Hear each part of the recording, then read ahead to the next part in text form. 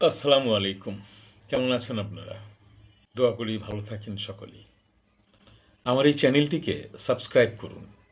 আপনারা যদি সাবস্ক্রাইব না করেন তাহলে আমি উৎসাহিত হতে পারি না, অনুপ্রেরণা পাই না।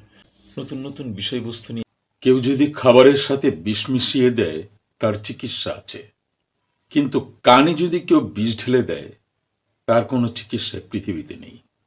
আপনি যাদের সাথে চলাফেরা করছেন, উঠা-বসা করছেন, ঘুমোচ্ছেন, একসাথে বসে খাচ্ছেন, ঘুরে বেড়াচ্ছেন, তারা আপনার যতই আপন হোক, যতই পরম মিত্র হোক, ভুলেও কখনো অসুখী, গীবতকারী, হতাশাগ্রস্ত, হিংসুটে এমন আত্মীয়-স্বজনের সাথে কখনোই ঘনিষ্ঠতা করবেন না।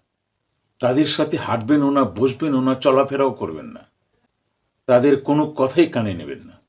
মনে রাখবেন, যারা নিজে অসুখী, স্বামী, স্ত্রী, সন্তানের দিক দিয়ে হোক, আত্মীয়-স্বজনের দিক দিয়ে হোক, টাকা, পয়সা, ধন, সম্পদ, মান-সম্মানের দিক দিয়ে হোক, সুখ, শান্তি, সচ্ছলতার দিক দিয়ে হোক, শারীরিক সুস্থতার দিক দিয়ে হোক কিংবা মর্যাদার দিক দিয়ে হোক, যারা অসফল, যারা জীবনের সর্বক্ষেত্রে বিফল, তারা খুবই হিংসা পরায়ণ হয়।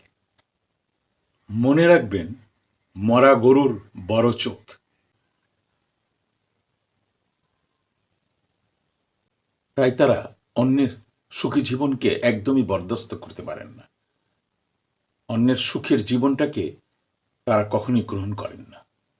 পরম মিত্র সেজে, পরম আপন সেজে আপনার কানে কুমন্ত্রের বিষ ঢেলে দেবে, আপনাকে বিভ্রান্ত করবে, মায়ের সাথে সম্পর্ক উন্নয়নের পরিবর্তে সম্পর্কের অবনতি ঘটাবে, মা বাবার সাথে সন্তানের দ্বন্দ্ব লাগিয়ে দেবে, কানে বিষ ঢেলে দিয়ে ভাই বোনের মধ্যে দ্বন্দ্ব লাগিয়ে দেবে, বিবাদ সৃষ্টি করবে, বন্ধু বান্ধবের মধ্যে ফাটল ধরিয়ে দেবে।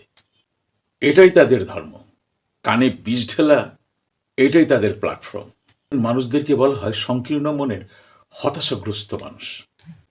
এরা অন্যকে সুখী দেখে হীনমন্যতায় ভোগে, হতাশায় ভোগে, হিংসায় জ্বলে পড়ে শেষ হয়ে যায়। এরাই কানে বিষ ঢেলে দিয়ে সম্পর্কের মৃত্যু ঘটায়। যতক্ষণ পর্যন্ত আপনি তাদের কাছ থেকে সরে না আসবেন, ততক্ষণ পর্যন্ত আপনার নিস্তার নেই। আপনি কখনোই সফল হতে পারবেন না আপনার জীবনে।